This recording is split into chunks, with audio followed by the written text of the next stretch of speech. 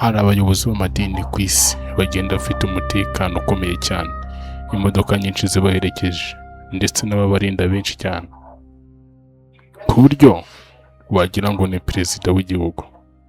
Ariko se n'ibihe bihugu ibi bibamo? Kandi ni ukubera iki idini rishobora kugira imbaraga zingana zityo?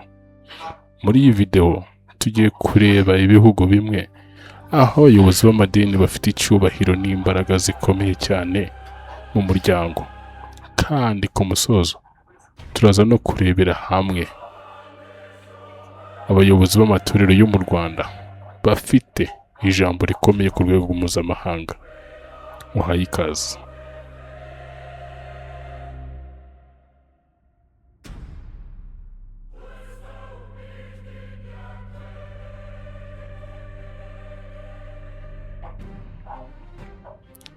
Reka duhere ku mwanya wa gatanu tumanuka. Ku mwanya wa gatanu tubafite igihugu cy'Ubuhinde. Mu gihugu cy'Ubuhinde hari abayobozi b'idini bazwi nka gurus cyangwa spiritual leaders.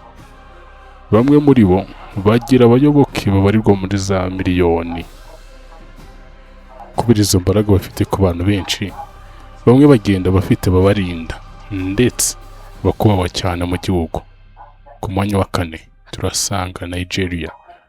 Mu gihugu cya Nigeria, cyane cyane mu majyaruguru yacyo, hari umuyobozi ukomeye w'idini rya Islam witwa Sultan of Sokoto. Uyu Sultan of Sokoto ni umuyobozi wubashywe cyane n'abayoboke be, kandi ijambo rye rifite imbaraga zikomeye mu muryango. Mu bihe byinshi agenda afite abamurinda n'abantu benshi bamuherekeza. Umuyobozi ukomeye. Ku mwanya wa gatatu tudatinze turasanga Israel. Mu gihugu cya Israel, idini rya Judaism rifite abayobozi bakuru bitwa ba Chief Rabbis. Aba bayobozi bafite icyubahiro gikomeye mu muryango w'Abayahudi, nubwo atari abayobozi ba leta. Mu bihe bimwe bashobora kugendana n'umutekano bitewe n'akamaro n'icyubahiro bafitiye rubanda.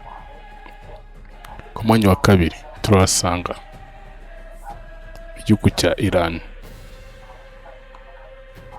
Iran ni Islamic Republic, bivuga ko idini rya Islam rifite uruhare rukomeye cyane mu miyoborere y'iki gihugu.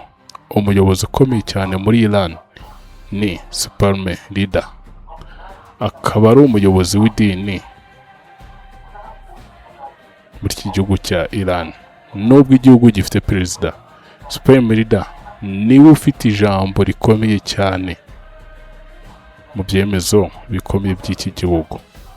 Ese ukeneye serivisi za web design, web hosting, live streaming, videography and photography cyangwa graphic design ku giciro cyiza? Genius Rwanda Group Limited niyigwa serivisi z'ikoranabuhanga kandi zinoze ku giciro cyiza. Dufite serivisi zirimo nka web design, web hosting yihuta kandi yizewe, live streaming y'ibirori n'ibiganiro, videography and photography by'ubunyamwuga, graphic design nka logo, poster, thumbnails n'ibindi. Sura urubuga rwacu www.genius.rwa. Twiteguye kugufasha guteza imbere ibikorwa byawe mu buryo bwa kinyamwuga. Igihugu cya mbere turasanga Vatican City. Iki nicyo gihugu gituwe cyane ku isi kandi kiyoborwa n'umuyobozi w'idini gatolika ku isi, ariwe Papa. Papa ntabwo ari umuyobozi w'idini gusa, ahubwo ni umukuru w'igihugu cya Vatican. Niyo mpamvu bababwira abasirikare be bamurinda bazwi nka Swiss Guard, kandi agenda afite umutekano ukomeye cyane nk'uw'umukuru w'igihugu.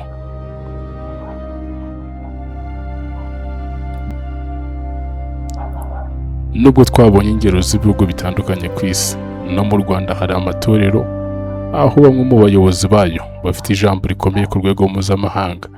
Urugero rwa mbere ni itorero Anglikani ry'u Rwanda. Umuyobozi waryo Archbishop Laurent Mbanda afite uruhare rukomeye mu itorero Anglikani ku isi, ndetse akaba ari n'umuyobozi wa Global Anglican Fellowship Conference, ihuriro rikomeye ry'amatorero ya Anglican ku isi. Hari kandi na Zion Temple, aho Apotre Dr. Gitwaza uzwi cyane mu Rwanda no mu karere kubera ubutumwa yigisha mu biterane bitandukanye. Ibi byose bitwereka ko idini rifite uruhare rukomeye cyane mu mibereho y'abantu no mu muryango. Mu bihugu bimwe na bimwe, abayobozi b'amadini ntabwo ari abigisha gusa, ahubwo baba bafite ijambo rikomeye ndetse